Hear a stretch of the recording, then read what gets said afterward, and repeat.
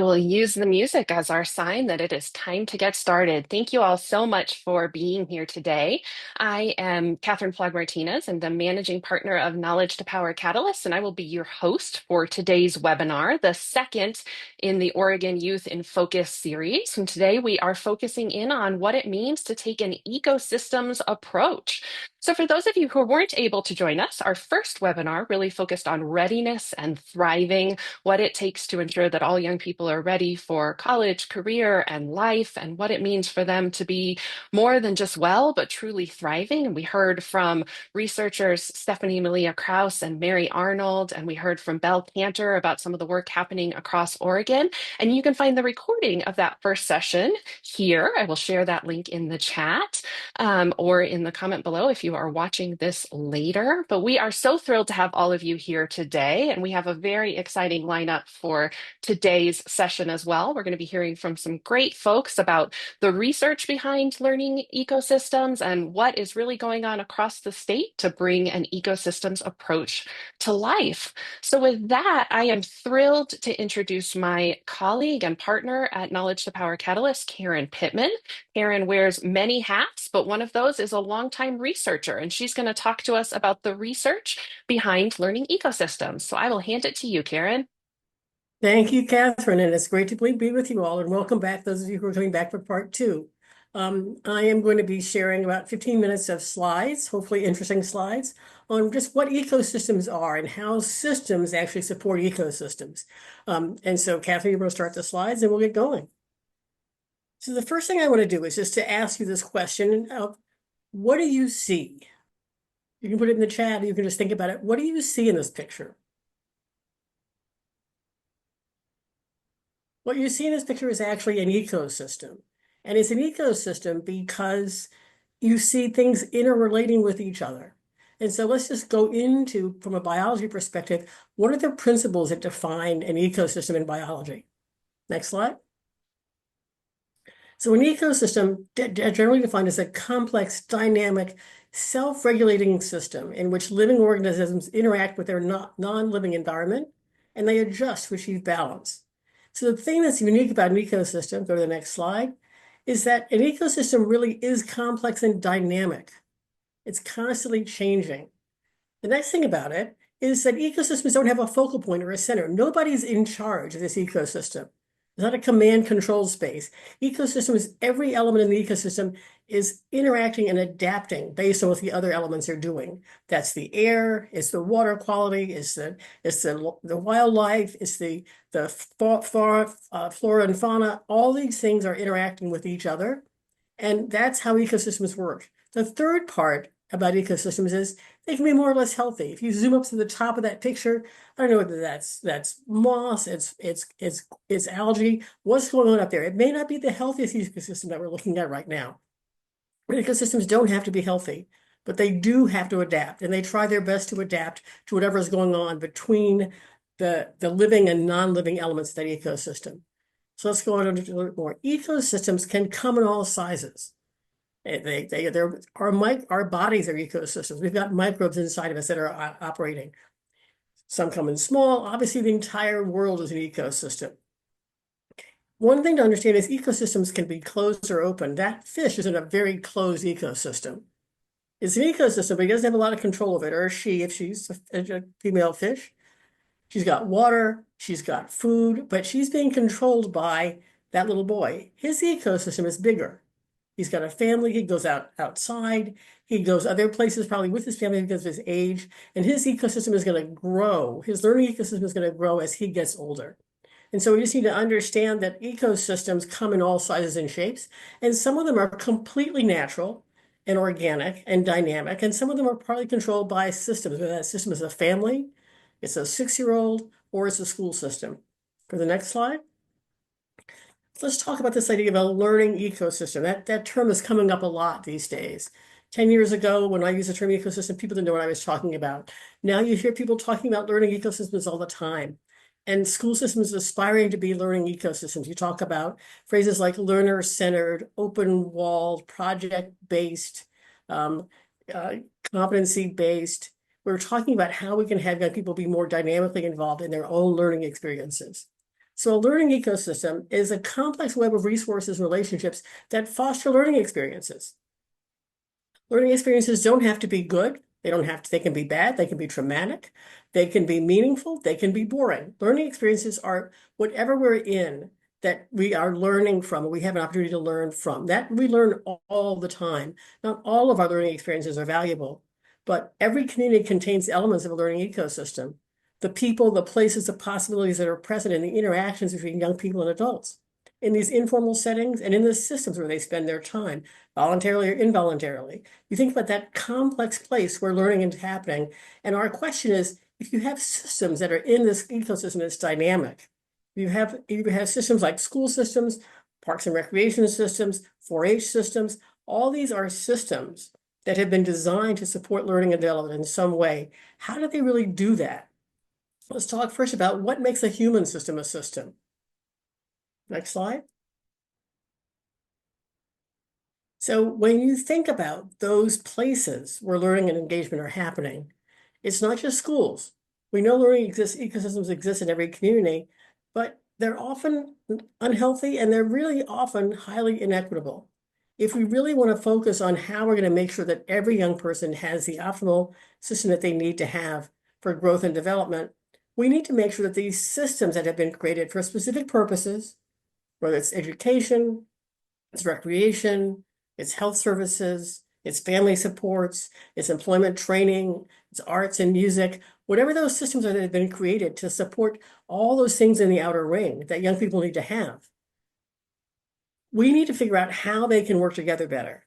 So school systems are at the beginning, at the center of this graphic for a reason. And this graphic was made by the National League of Cities in 2019, 2020, in response to people thinking about what you could use when schools were closed, when school buildings actually closed down. National League of Cities put this wonderful graphic together to remind us that there are other places in the community that can support learning and development that aren't just buildings. They have people in those buildings that can support learning and development. So this wonderful graphic came out, and we continue to use it. And you'll see I've elaborated on it in a minute. But this graphic really reminds us of the places that are in a community and the people in those places that really have taken on specific responsibilities for making some of those elements around youth success happen. We also know that while schools are at the center, because schools are the system that's been uniquely charged with responsibility for education, and kids only go to one school at a time. They can go to many of these other places, but they only go to one school at a time. We know that families and young people connect with other settings independently of their connections with schools. So we need to really understand that you've got the potential here for these interactions to not basically be monitored. Interactions come and go. The family can monitor those interactions. Schools are monitoring those interactions. Young people, as they get older, are monitoring their own interactions between all these places. They can be healthy, they can be unhealthy, they can be complementary, they can be contradictory. And so we understand that all these elements exist in raw form in most communities, but it's going to take careful stewardship to help learning ecosystems thrive, to make them visible, and to ensure equitable access. And that responsibility has to be shared by the systems. Let's go to the next slide. So here's what we know about formal human systems. So systems that we build to take a specific responsibility for elements in learning and development. We know that formal systems tend to be complicated and static. They are not dynamic things. They don't adapt very well. They're complicated, they have rules, they're bureaucratic, and they have those rules for a reason. Systems aren't bad things. They're made to be reliable and to have high functionality that can be applied across populations. Formal systems have focal points and control centers. In our school systems and our youth development systems, we all say we're focused on the young people. Our focus is on the young people.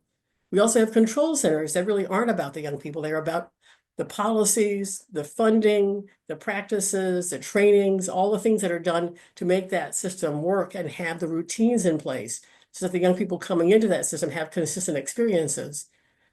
Formal systems can be more or less healthy, just like ecosystems. We know that very well. The fourth point here is that formal systems can't control ecosystems. There's no way that a single system or all the systems coordinated together can actually control the natural ecosystem that's in young people's lives, but they can improve the learning ecosystems that young people experience. We can improve them. So what do we need to do that? We need to think differently. Go to the next slide. In our work, we've been trying to figure out how to help people understand this term ecosystems. And we've come up with this idea of thinking ecosystems for systems is every connection optimized. How do we make sure that the systems that have people, that have resources, that have buildings, that have equipment, that have young people's time, that have parents' time and money in them, how can we make sure that those systems are really optimizing the connections inside their systems and optimizing their connections across the systems? And so this is a way to think about that. We use ecological thinking to change the way we think about the ecosystem itself. This is a quote from Kenneth Harley, Kenneth Hecht, at the University of Pittsburgh, which is also where Tom Akiva is at the University of Pittsburgh. Tom Akiva is a longtime colleague and researcher in ecosystems. I work with him. He's written a wonderful book with our colleague, Kim Smith, not Kim Smith, sorry. I just lost her last name. Kim, what's Kim's last name? Kim Robinson. Kim Robinson, thank you. I'm getting old. Kim Robinson wrote a wonderful book called It Takes an Ecosystem. If you haven't seen it, there are lots of great chapters in it. I think Mariano has a chapter in it. I have chapters in it. It's really talking about how youth organizations are really a part of this broader ecosystem and how we're making it possible. But this quote from Hecht and Crawley, it explains that we have to change how we're thinking, that it's not just a collection of participants and learning places with separate essences that need to be focused on individual children. We have systems that are all focused down on their metric is, did the individual child improve? Are we seeing changes in the average scores of young people? Are we seeing changes in the individual people, the individual children in the system? The learning ecosystem emerges as a constellation of intertwined and entangled elements where learning is happening through these dynamic processes. And so we need to shift our focus from thinking about the children to thinking about, are the processes healthy? Are we seeing innovation? Are we seeing collaboration? Are we seeing trust being built? Are we seeing coordinating opportunities being built? Those are different ways to measure the health of an ecosystem, but we can measure those. We know that when those things grow, ecosystems get healthier. They get more ability to be adaptive. Next slide. You think about ecosystems, you think about the systems, we have an incredible number of people with different roles inside these systems. We've got all kinds of programs inside these systems, and we have infrastructure that has put in place the rules and the regulations that are keeping these things running. So we need to think about how, as we're thinking about structuring opportunities for building competencies and connections, how we can help people inside these systems be able to think about how they're supporting themselves in their systems. Now they're supporting themselves across systems. One way to think about this is when we talk about education, we talk about teachers. And we should talk about teachers, they're critically important. But teachers are only about 50% of the workforce that works inside of schools. You have counselors, you have cafeteria staff, you have nurses, you have librarians, you have administrators, you have paraprofessionals. All of those people are a part of an ecosystem inside a school. When we get all those people working together, we've improved the ecosystem that's in that closed system called school. We've also increased the likelihood that those people, as they go out into their own separate roles, can help young people out in their communities. Next slide. So when we think about young people, we think in particular about adolescents, we think about young people needing thriving ecosystems. Adolescents in particular need thriving ecosystems. They have a powerful drive to thrive, but they need much more fuel than we're currently giving them. They need to take risks, they need new experiences in order to build the confidence, the competencies, and the connections that they need to be full contributors. We know that adolescents' brains are different from young children's brains, different from adults' brains. They are wired to be risk takers. They are wired to look for opportunities to make a difference. We have to give them those opportunities. This picture is one of Tom Akiva's favorite pictures. It's a picture from High Scope Educational Camp for Teenagers, which is where I worked way back in the 70s. He worked there in the 90s. He's much younger than I am. But you look at that picture and you say, what kind of ecosystem allowed 5 young men from diverse backgrounds to come together and pose for this picture and look happy? And it was an ecosystem that was designed as a 4-week residential camp for teenagers, 12 to 18, in which every opportunity was optimized. Every connection was optimized. Their rooms, where they sat for lunch and dinner, their activities, the staff, the environment, everything was optimized to increase connections. This is the evidence of that connected ability. Those young people in a different environment wouldn't necessarily take this picture, but we had an opportunity to optimize those connections. And what we learned is that when you give young people this kind of extensive experience to optimize those connections, that capacity leaves with them when they leave the school. So let's go to the end here. Let's talk a little bit about what an ecosystem looks like. So first is the places. If you're saying, we often give a list of places, give parents a list. Here are the places you could send your kid. They don't know how those places are connected. When you get to the people behind those places and you ask them, how do you connect? You get a network map. You get an idea that this is a map of the creative learning system in Pittsburgh. 250 organizations that were sourced because they started asking, where do you go? Where else do you go? Where do you send kids? And they found all these places where people can do art and music and collaborative things and all kinds of things they're doing in theater. And what they found was that once you got this network map going, it wasn't the big places that were always in the center. There was places that were focused on specific things. These networks, these organizations group themselves by what they're doing. So let's go to the next slide.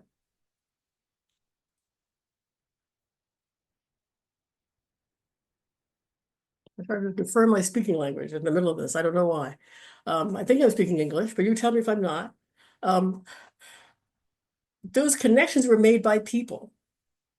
In an ecosystem, there's a concept called a keystone species, an element of the system that has the greatest potential to positively influence other elements of the system because of their connections.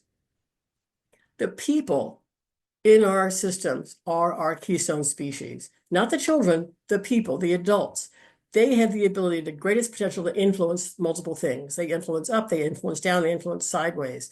That map was made not because someone went to a directory and found the programs. It was made because Tom McKeever and his team talked to the people and figured out who they were interacting with, who they were recommending their students to go to, what they saw in their own ecosystem that they were helping people connect to. Next slide. The next thing that they learned was that when you asked those creative arts people what they were doing, what emerged was a language of possibilities that they affirmed through their own interactions. And these aren't necessarily the things that would have been on their websites or on their brochures. But what it confirmed was that this is an ecosystem of creative arts programs in which what's coming out of these programs is opportunities for interpersonal development, opportunities for supportive learning environments, and opportunities for thinking about professions that are outside of what young people thought about. It's an opportunity for young people to imagine themselves into something else and grow there. And so this is just a way to think about how, as we're talking about the systems that we're in, 4-H system and otherwise, we know that 4-H is really focused on helping young people explore their possibilities. How do you make sure that you're doing that and maximizing the opportunities that your staff and your volunteers have by thinking themselves as part of a larger ecosystem and looking for those opportunities to connect to other adults? So I will stop there. Excellent, Karen. Thank you so much. There is so much to unpack there. Just a few things that really jump out at me.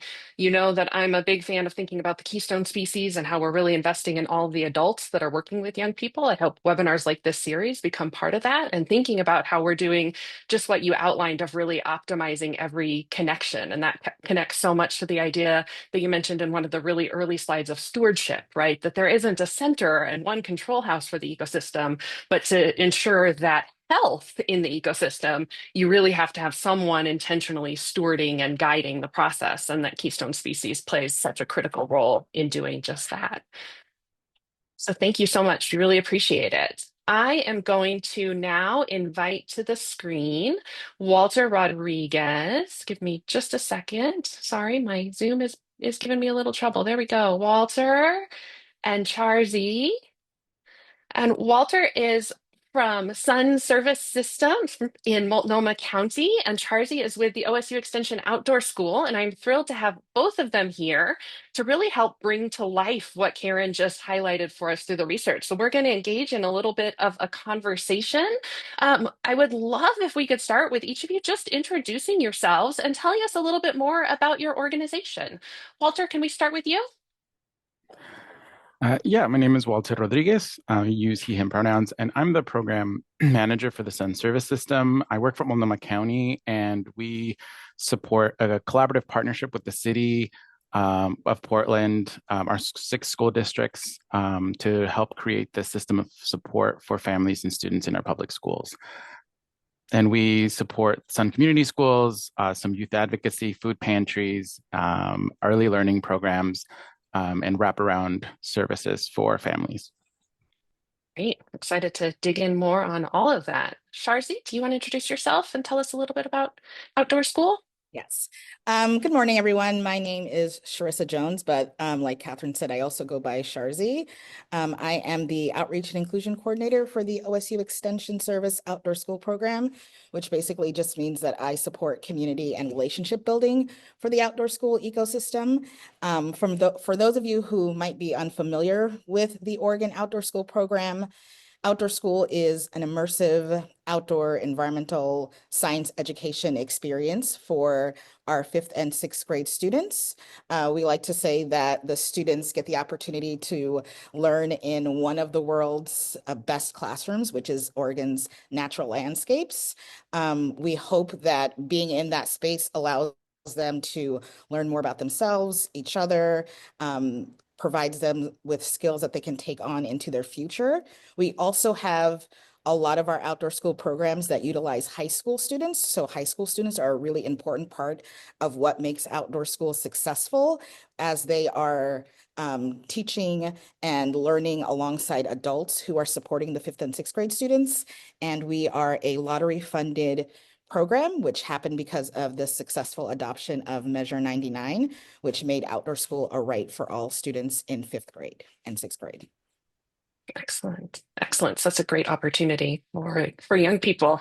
Sharthi, as you were talking earlier, and as Karen was talking about the camp experience, outdoor school in a lot of ways takes young people from their typical learning and development ecosystem and puts them into a new curated ecosystem for them to learn in.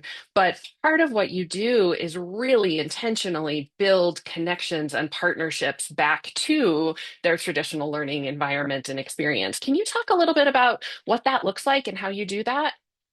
Yeah, it would be really easy for me to say outdoor school is amazing. It is this amazing program, and we do it on our own.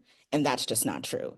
What the entire OSU team and what our network really realized is in order to ensure that the students, the fifth and sixth graders, are getting the best possible experience, we need to look at who else comes into their lives and who else is important in helping facilitate their growth and learning, as well as thinking about the funds of knowledge that they bring into the space. So Dr. Taro Yaso's community cultural wealth, making sure that students are aware that they belong, that everything that they bring into outdoor school can help them be successful, because ignoring who they are as their full selves does not mean that they stop being their full selves at outdoor school. So in order to make those opportunities um, really expressive for them, really successful, we had to start questioning who else is important in a student's life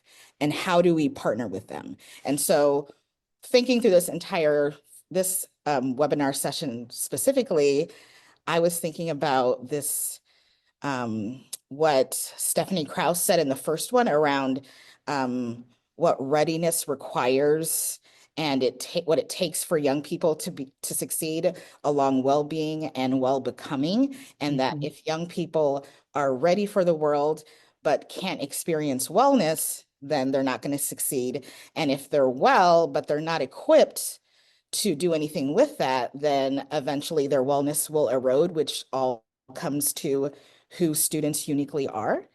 And so our team really focuses in on how can we reach out to schools, but not just like the teachers who are the paraprofessionals, who are the other adults within a school system that help students, who are the community leaders. A lot of our students and their families are really involved in other community organizations, similar to what like Walter's talking about with the Sun program, with different culturally specific programs that we've started talking to ask questions around how are students and their families understanding the outdoors? How are they understanding nature? What would it mean to make this experience culturally responsive to them, which is all of our like our focus on what is culture, because if we can't understand culture, which I want to be clear, I'm not saying that anyone can understand the nuances that are inherent to anybody else's culture in any way, shape, or form, or that we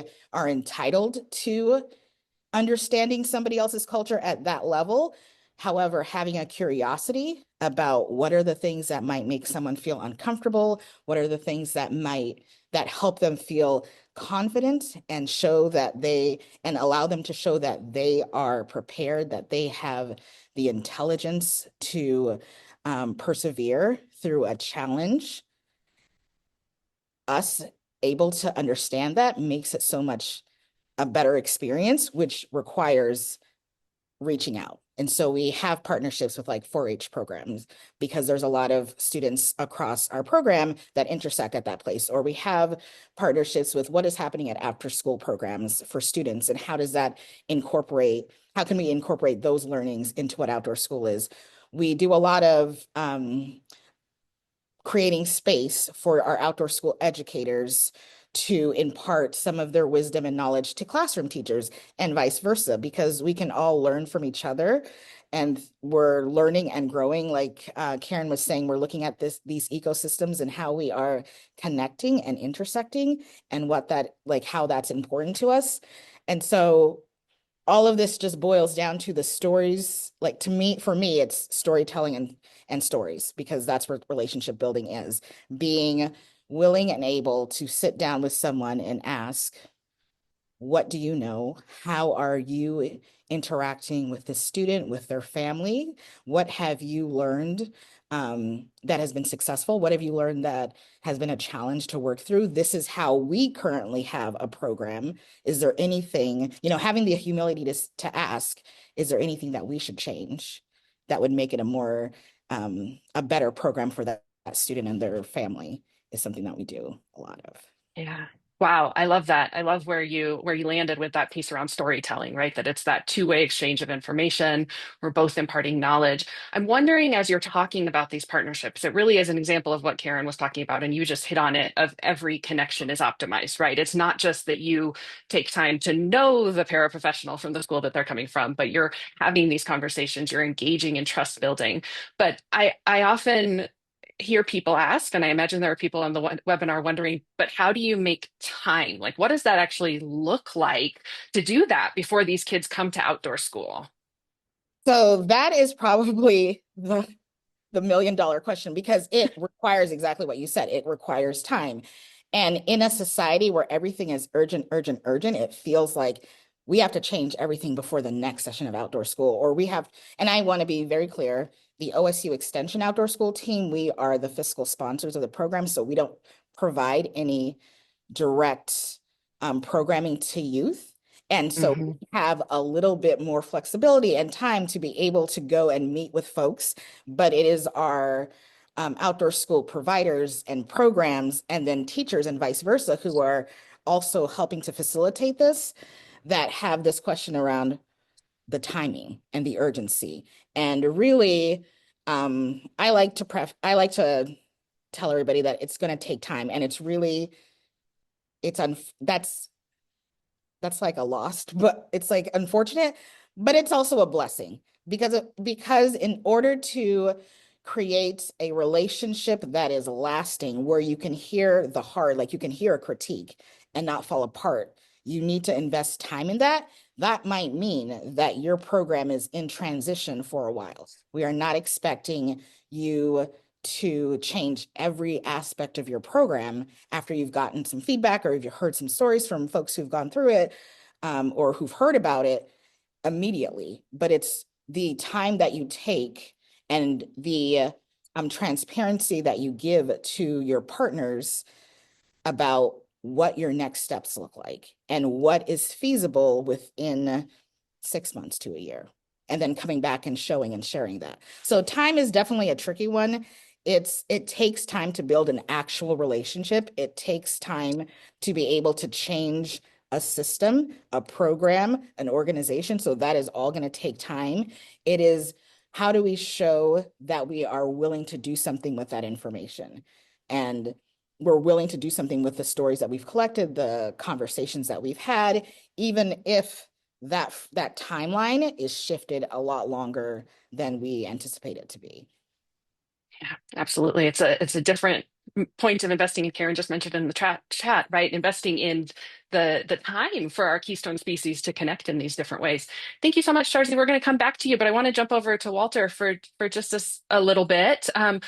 Walter, you mentioned you do so much at Sun Systems, but I want to really focus in on community schools. Community schools are really a great starting point for thinking about healthy learning ecosystems, for stewarding what an ecosystem can really look like. I'm wondering how Sun approaches its work to build connections across the learning ecosystem, from the schools to the broader community. Yeah, I mean, within our Sun community school systems, we have that what we call our Sun site manager, which is the coordinator who helps build those connections with the building administrators, with any of our additional resources that might be available in the community, business partners. Um, and so we have systems in place in order to facilitate and support that system. I think that that structured system approach that we have, or that structured ecosystem that we've created over 25 years, have really helped build those connections from the site-focused, site-based work to the broader, larger system of, okay, there's expectations from this district, there's expectations from the city, and expectations from the county. Um, I think that we have been able to build really meaningful connections with our school districts and our community-based organizations to help with this collaboration of how do we best support together the needs of our families and our students, and how do we make sure that the after school activities, the extended day opportunities are really supporting the needs of youth and supporting the needs of families through um, that Sun site coordinator. So I think of that visual of the different touch points, right? I think of that Sun coordinator being the one facilitating and helping with those connections, because a lot of our school administrators and a lot of our teachers are extremely busy. They are working and dealing with a lot to support the education and youth and social emotional learning. And then there's also needs that our students and families are coming with that is overwhelming. And having someone that can help facilitate and make those connections helps alleviate the pressure from our teachers and from our building administrators to help really support the family, right? Because they need housing support, they need access to food, energy assistance, rental support. And so that site coordinator can help with those resources and make those connections with that family, so that our building administrators and teachers are able to teach and are able to help support that. And so we create expectations throughout the year in that the building administrator and the site coordinator are working together and planning together for that. How do we create these systems of connections with what resources are available in the neighborhood? Because each school is unique, each school is different. They have access to different resources, access to different businesses and support systems. And so we have created a series of requirements. So that's from the local level, but on the broader sense, we've connected regularly with our school district leaders to make sure that our community-based organizations are also part of a planning process and thinking through how to support families and how to support youth. And what does that look like? And yes, we want to focus on academics. Yes, we want students to succeed, but we also need to make sure that we're supporting youth, meeting their basic needs in order for them to be able to learn. And we've created a series of expectations. We have an intergovernmental agreement that's between the city, the county, and our school districts that say, here's the responsibility, here's what in this ecosystem of learning or this approach to this work, here's what the expectations are from the school districts. and it lays out the kind of the what is the responsibility of our school districts and their building administrators. We also have what is the expectation of the city of Portland? What's the expectation of Multnomah County? And Multnomah County plays that role of that connector. We are making sure that our school districts are connecting with us to connect with our community-based organizations. We're making sure that the city is aware of what is needed. We work through policy needs. Recently, we have just worked to address wages to make sure that the folks who are delivering the services can continue and stay, to build those trusting relationships with youth, build those trusting relationships with families, because when we have high turnover, then it's just a reset every time of building those connections. And a lot of our families, especially families living in Title I schools, have already experienced and are experiencing high turnover rates in schools with staff. And we wanted to make sure that we were able to address that. So we brought together the mayor, our school district superintendents, and our county chair to have this conversation on how to address this. And so we've created like this large network of connectors, through Multnomah County being the one supporting those connections.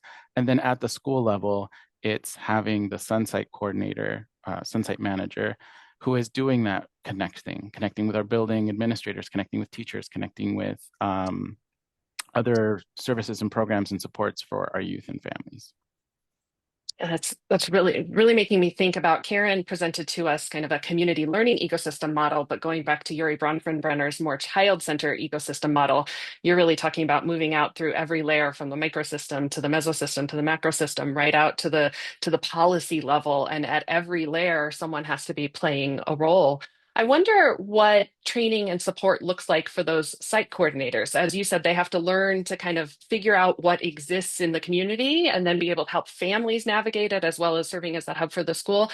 What does it look like for the county to provide that coordination and support to those individual site coordinators? Yeah, so we partner with we contract with our community-based organizations here at Multnomah County to help facilitate some of the kind of basic training materials, like how to be trauma informed, social emotional learning. So there's some things that we expect our community-based organizations to help with.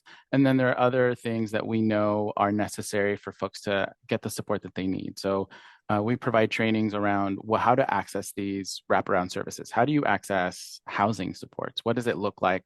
Why is it so challenging and difficult? And then also, what are the other resources that are funded through government grants or like SNAP benefits, pantries? So we do provide trainings on how to access these resources, and also helping families understand navigating those challenges. We also provide trainings around youth work methods or supports for youth, to help all of our site coordinators have some understanding of best practices. We hold teach-ins, or we have what we call a teach-in, which is a mini conference for all of the folks who deliver us on community school for one day right before the school season begins, to get some professional development, but also get opportunities to connect with each other, because a lot of our Sunsite managers, as we call them, are doing really amazing work, and they just need to talk to each other. And we help with that facilitation too, of learning from your peers. And so we provide some professional development. We provide opportunities for people to connect with each other, because that's another great learning opportunity.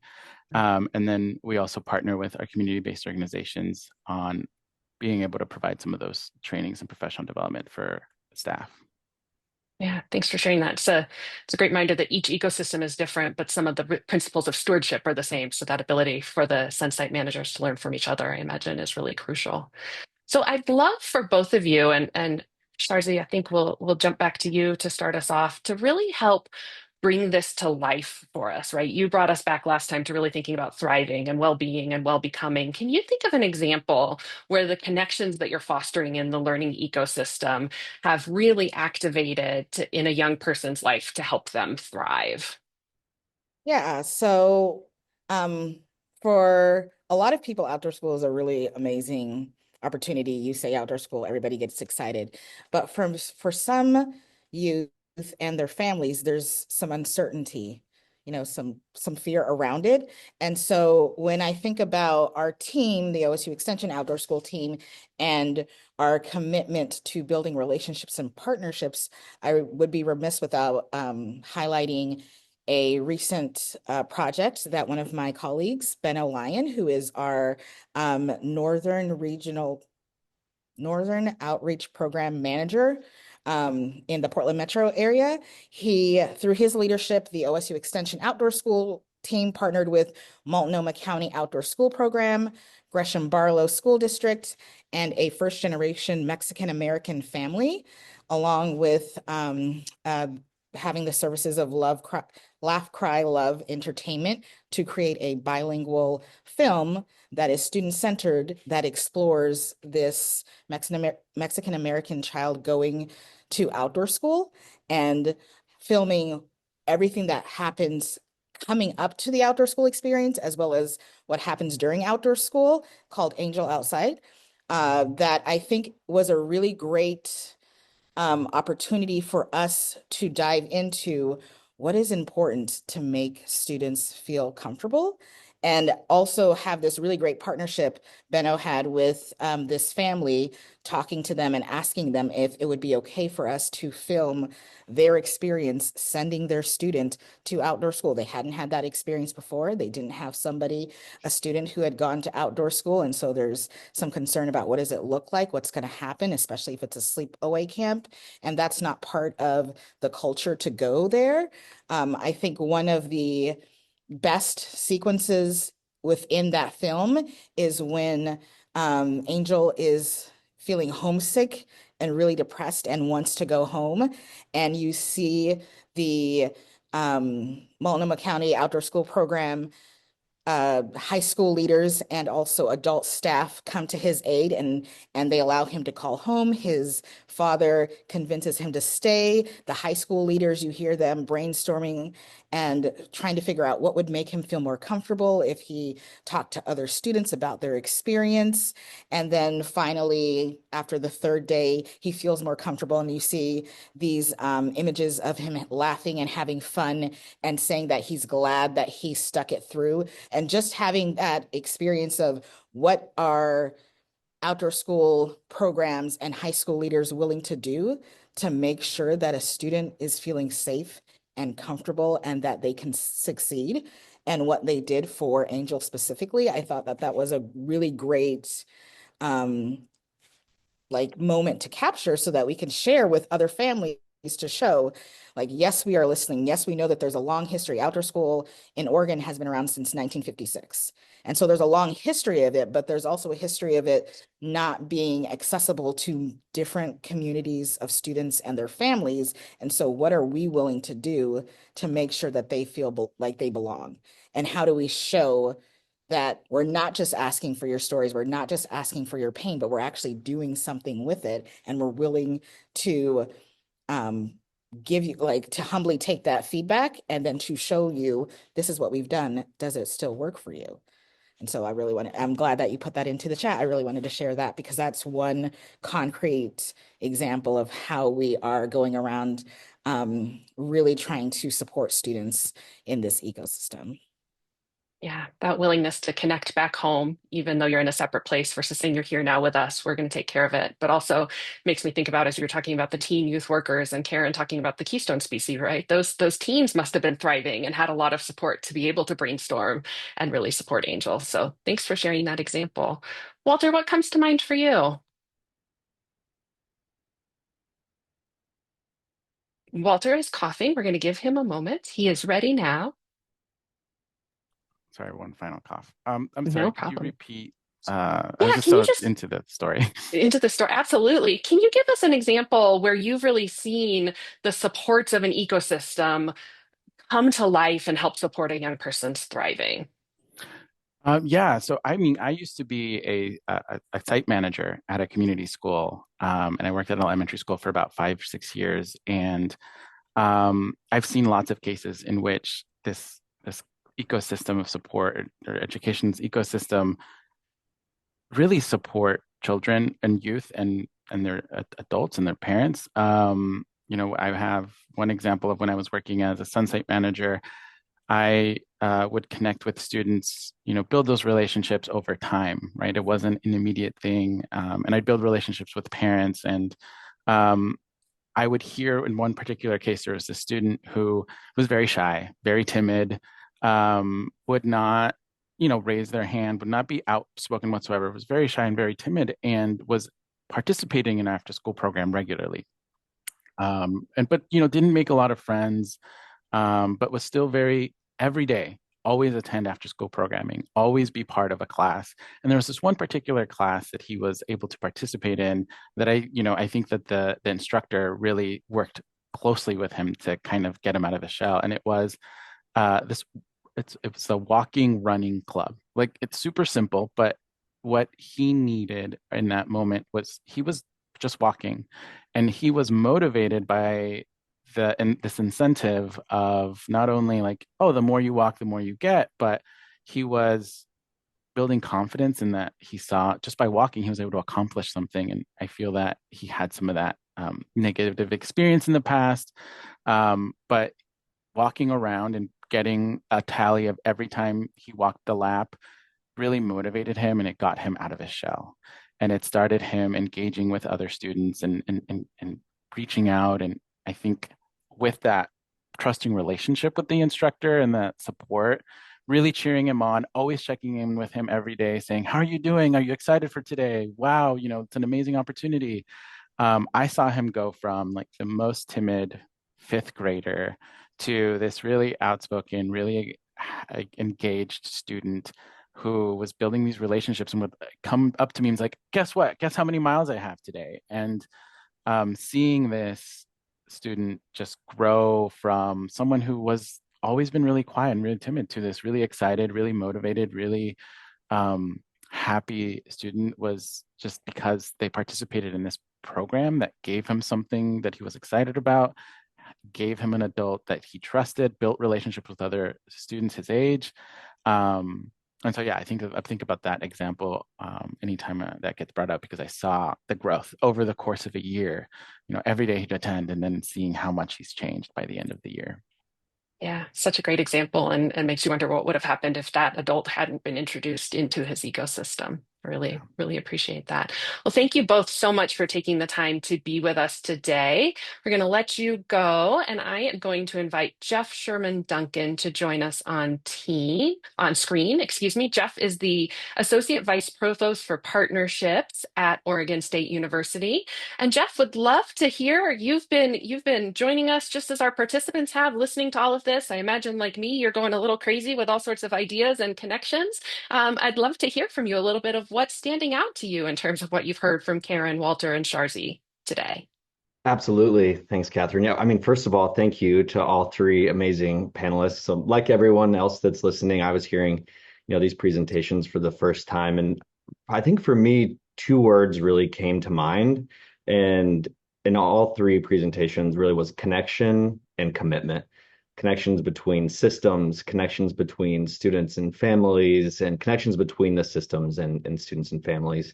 And really that commitment, I think we all heard that the commitment made to the students, and that it was really made to the ecosystem. And what stood out to me in all three as well is kind of naming what we see again and again in the research and in practice, is that really thriving ecosystems don't create value from scratch.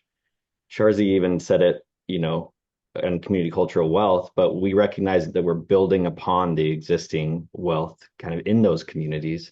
And I appreciated the way Walter and Sharzi didn't just talk about what their programs do. They really lifted up who they do these programs with, and they both gave credit away. They both gave credit away to the families. They give credit away to other programs, to the schools. And I think sometimes this dominant hero narrative can sort of be like, well, we need to be the center of the ecosystem and we need to take credit for all these things. And, Walter and Sharzi did a really nice job of saying, in a really authentic, true way, this is what we're doing together. And I appreciated the way Karen sort of defined the ecosystem and also our our human systems, that these are complex and dynamic, and that in an ecosystem there really isn't this focal point or control center. And we saw Sharzy and Walter really help us visualize what that looks like. So I'm just really impressed. Um, both of them in their introductions, Walter and Sharzy, talked about connections, partnerships, support. That was just an amazing way to sort of, even in their introduction, before they even started talking about their programs, they were giving credit away. So I was really impressed by that. I love that phrase of giving credit away, and it ties, as you did so beautifully, to the notion that ecosystems have no center, right? If there isn't a center, it isn't about lifting up the one organization that's doing amazing work. It really is that recognition that we're better together and that we only accomplish what we That's right. accomplish through those connections and partnerships.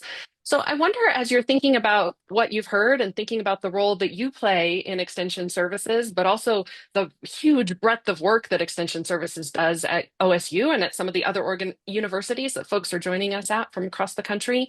What role do you really see Extension Services playing in an ecosystem approach in any community or for any young person's learning ecosystem? Yeah, I mean, extension has existed for over 100 years across the country, and I think we are complex and dynamic, but we're also a system. So as we shift to think about how we play into an ecosystem, I think we have to think about where we fit in, that we are part of this, that we're not at the center, and we're in this ecosystem framing and thinking. Um, and we do have formal human systems, right, that are really important. I know we have some of our youth safety professionals on the webinar today. Those are really important core systems that need to exist in order to ensure we have safe youth programs. So I would argue that in extension, we are both. At Oregon State University, we aren't in just one college. We are truly in all colleges, and we're in all counties. Our youth programs aren't all in 4-H. As Sharzy highlighted, we have amazing youth programs that are funded in a variety of ways that are really collaborative and work together. So I think in this ecosystem approach, I would love to see us actually make a graphic similar to the one that Dr. Pittman shared, where we map out our network. And we can do that individually, and then individually we can blow that up and look at, as an extension service, what is our full picture of our ecosystem in our state, in our county, as an individual. I think that network would be amazing to visualize. I also think about how we might describe this with partners, that extension can kind of help be that connective tissue in an ecosystem sometimes. Again, not at the center, but we are out in the community, in schools, we're at fairs, farms, libraries. We really are out there, and we can help connect pieces of the ecosystem that may not be connected yet. And so really, what role do we play in saying, oh, that's amazing that you're working on an outdoor school over there? You should partner with this amazing Sun School program that is going on in Multnomah County, and work together really to help expand and increase the health and viability of that ecosystem. Yeah, yeah. It's not every day that when we're talking about learning ecosystems, someone includes a farm as part of the learning ecosystem. So I think that's an important reminder that ecosystems look different in every community, and they're different places and spaces. And Walter brought in the business community, right? And also thinking about the role they play in learning ecosystems as well. Um, I wonder, just to close us out, if others are listening from outside of Extension and maybe they're not already connected to the Extension folks in their community or aware of the programs, how would they go about learning more and connecting more? That's a great question. I think, well, we are in every county, so I would encourage folks that aren't in extension to reach out to your local office to figure out the programs, understand the programs that are going on, to reach out. I think if you're involved in something where you're like, oh, that would be great to have a 4-H educator present, invite us into those conversations, and if there's ways for us to connect to you. I think our role is really in extension is to be able to listen first, and to partner with humility. So we would really encourage folks to find us, invite us, and collaborate. We really are excited about every possibility that exists in our state and in our communities. Absolutely. And I hear that excitement when I talk with extension folks. We heard it in Sharzy's example with outdoor schools. I think your notion of being the connective tissue is a great one, and continuing to build those relationships. So thank you so much for giving us a little bit of a reaction. We really appreciate everybody joining us today. This is, as we mentioned, the second in a 6-part webinar series. So our next webinar is coming up on May 8th at 10 a.m. Pacific time. We'll be focusing in. Karen gave us a little highlight in her presentation that the adolescent brain works differently than the brain of younger kids. And in our next session, we're really going to be focusing in deeply on what does it mean to focus on adolescence as we think about readiness and thriving. So we hope that all of you will join us then. Thank you all so much. Thank you to our panelists. Thank you to those who joined us. And we will see you again soon. I just shared the link in the chat, Dave. Let me drop it in again. And you can also go to the QR code that's on your screen if you have access to a device. But I am just sharing it again in the chat right now. Thank you all so much for coming. Enjoy the rest of your day.